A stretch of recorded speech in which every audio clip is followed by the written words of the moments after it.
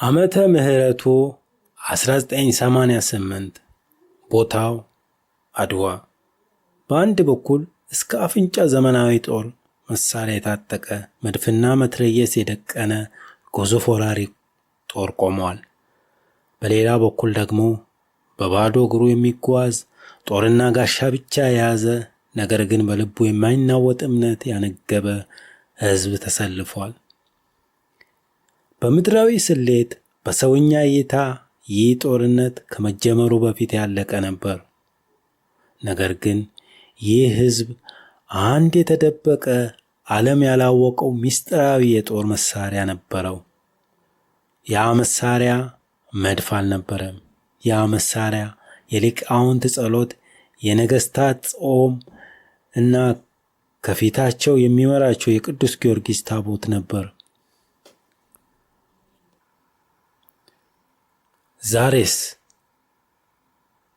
ዛሬ በእናንተ ሕይወት ፊት የቆመው ጎልያድ ምንድን ነው? ከፊታችሁ የተደቀነው አያልፉም አያሸንፉም እያለ የሚያስፈራራችሁ የሕይወት ፈተና ምንድን ነው? ሰላም ጤና ይስጥልኝ። የተወደዳችሁ የቻናላችን ቤተሰቦች እንኳን በሰላም መጣችሁ። ዛሬ ታሪክ ልናወራ አልተገናኘንም። ዛሬ የምናወራው አባቶቻችን ያንን የሚያስፈራ ተራራ እንዴት በእግዚአብሔር ኃይል እንዳፈረሱት እና እኛ የዕለት ተዕለት መንፈሳዊ ውጊያችንን የኃጢአትን፣ የጭንቀትን፣ የበሽታን እና የተስፋ መቁረጥን ጦርነት በእምነት እንዴት ማሸነፍ እንደምንችል በሶስት ከፋፍለን እናየዋለን። እስከ መጨረሻው አብራችሁን ትቆዩ በታላቅ መንፈሳዊ ፍቅር ጋብዛችኋለሁ። የመጀመሪያው የጸሎትና የእምነት መጨረሻው ኃይል። የመጀመሪያውና ትልቁ የአድዋ ምስጢር ጸሎት ነው። አፄ ምኒልክ የክተት አዋጅ ሲያውጁ ጉልበት ያለ በጉልበት፣ ጉልበት የሌለ በጸሎት እርዳኝ ነበር ያሉት። ወደ ጦር ግንባር ሲጓዙም ዝም ብሎ አልነበረም። ታቦተ ጊዮርጊስን አስይዘው ካህናቱን አስከትለው ምህላ የያዙ እግዚአብሔርን እየለመኑ ነበር። እቴጌ ጣይቱም ድንኳን ውስጥ ሆነው ሌሊቱን ሙሉ በጸሎት እና በጾም ወደ ፈጣሪ ያለቅሱ ነበር።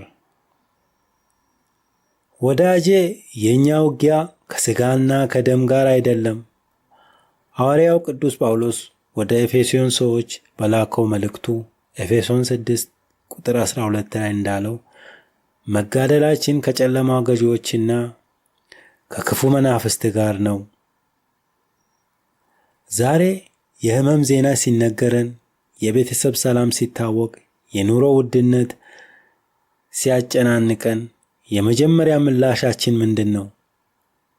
ማማረር፣ መደናገጥ ወይስ እንደ አባቶቻችን በጉልበታችን ወድቀን አምላካችንን መጥራት? እግዚአብሔር ያልቀደመው ጦርነት ሁሉ መጨረሻው ሽንፈት ነው። ችግሮቻችሁን በሰው ጥበብ ብቻ ለመፍታት አትሞክሩ። ታቦተ ሕጉን የእግዚአብሔርን ስም ከፊታችሁ አስቀድሙ። ሁለተኛው መንፈሳዊ አንድነትና ፍቅር ነው። ሁለተኛው የአድዋ ትምህርት አንድነት ነው። ጠላት ኢትዮጵያን ሊወር ሲመጣ እርስ በርሳቸው ተጣልተዋል፣ ተከፋፍለዋል፣ ስለዚህ በቀላሉ እናሸንፋቸዋለን ብሎ አስቦ ነበር። ነገር ግን ያ ሁሉ የውስጥ ልዩነት ሲተው ከሰሜን እስከ ደቡብ፣ ከምስራቅ እስከ ምዕራብ ያለው ሕዝብ በአንድ ልብ ለአገሩና ለነጻነቱ ዘብ ቆመ። የነፍሳችን ጠላት የሆነው ዲያብሎስ ዛሬ በእኛ ላይ የሚጠቀመው ይህንኑ የጥፋት ስልት ነው። በቤተ ክርስቲያን፣ በትዳር፣ በጓደኛሞች መካከል መለያየትን፣ ዘረኝነትን፣ ቂምን፣ ጥላቻን ይዘራል። ተከፋፍለዋልና በቀላሉ እናሸንፋቸዋለን ብሎ ያስባል። ቂም የያዙበት ሰው አለ? ይቅር ማለት የከበዳችሁት ወንድም ወይም እህት አለች? ጠላት እናንተን የሚያሸንፍበትን በር እየከፈታችሁለት ነው። መንፈሳዊ ድል የሚመጣው በእውነተኛ ፍቅር በይቅርታና በክርስቶስ ኢየሱስ አንድ ስንሆን ብቻ ነው እርስ በርስ መበላላቱን ትተን የጋራ ጠላታችንን የሆነውን የጨለማውን አሰራር በጋራ እንቃወም። ሶስተኛው ማንነታችን በእግዚአብሔር ማወቅ። ሶስተኛውና እጅግ ወሳኙ ነጥብ አባቶቻችን ማንነታቸውን ጠንቅቀው ያውቁ ነበር። እነርሱ የፍትህ፣ የነጻነትና የሕያው የእግዚአብሔር ልጆች መሆናቸውን አምነዋል። በሮሜ 8 ቁጥር 31 ላይ እግዚአብሔር ከእኛ ጋር ከሆነ ማን ይቃወመናል እንደሚለው የጦር መሳሪያቸው ማነስ አላስፈራቸውም። ምክንያቱም የሰራዊት ጌታ እግዚአብሔር ከእነርሱ ጋር እንደነበር ያውቁ ነበር። ታሪክ እንደሚመሰክረው ቅዱስ ጊዮርጊስ በአምባ ፈረሱ ሆኖ አብሯቸውን ተዋግቷል። ውድ ወንድሜ፣ የተወደድሽ እህቴ፣ አንተ ወይም አንቺ ማን ነህ? የፈጣሪ ልጅ ነህ። በማያልቀው በክርስቶስ ደም የተዋጀህ ክቡር ፍጡር ነህ። ለምንድን ነው ኃጢአት ሁልጊዜ የሚያሸንፈኝ ብለህ የምትፈራው? ለምንድን ነው የነገው ቀን የሚያስጨንቅህ? ውጊያውን ብቻህን አትዋጋውም። አንተን የሚጠብቁ ስለ አንተ የሚዋጉ ቅዱሳን መላእክት ከጎንህ አሉ። አንተ በአሸናፊ አምላክ የተወደድክ አሸናፊ ነህ። በመጨረሻም ዛሬ ይህን ቪዲዮ የምትመለከቱ ሁሉ በሕይወታችሁ ላይ አንድ ትልቅ ተራራ የቆመባችሁ የራሳችሁን አድዋ አስቡ። ሊያሸንፋችሁ የመጣው ፈተና ምንድን ነው? አሁን ያንን ፈተና፣ ያንን ሕመም፣ ያንን ጭንቀት ለእግዚአብሔር አሳልፋችሁ ስጡ።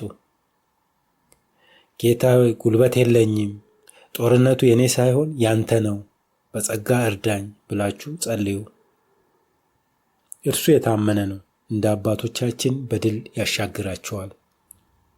ይህ መንፈሳዊ መልእክት ልባችሁ እንዳጽናና አምናለሁ።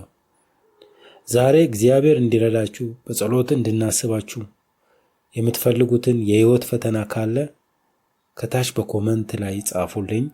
ሁላችንም በአንድ ልብ እንጸልይላችኋለን። ይህ መልእክት ለሌሎች ወንድሞች ሆነ እህቶች እንዲደርስ ቪዲዮውን ላይክ እና ሼር አድርጉ። አዳዲስ መንፈሳዊ ትምህርት ሲለቀቁ እንዲደርሳችሁ ቻናሉን ሳብስክራይብ ማድረግ አትርሱ። እግዚአብሔር አምላክ በሕይወታችሁ ሁሉ የድል ዘመንን ያቀዳጃችሁ። በሰላም ቆዩልኝ።